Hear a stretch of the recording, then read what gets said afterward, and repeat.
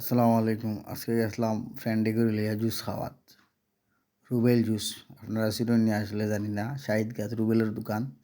জুসের দোকান আগে আছিল বাইরে, এখন আবার ভিতরে করছে খুব সুন্দর করে। আরও বাক্কা কিতা কিতা দোকান আছে। তো গেলাম জুস খাওয়াত। খুব সুন্দর করে করছে আর কি। কাজী এসপেরাগেসর লাগান গেলাম, গিয়া ফিরচিয়ে করে দেখলাম। দেখিয়া কইলাম কিতা আছে, দেখাইলো লাচ্ছি আছে। লাচ্ছি ডেইলি জুস খাই, আজকে কইলাম তা লাচ্ছি খাই। তারে কইল তার বসরে, ও তার বসে রেডি করে লাচ্ছি।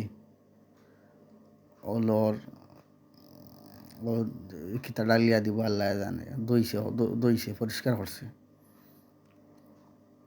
আর জনে খাইছে, খাইয়া বিল দিছে।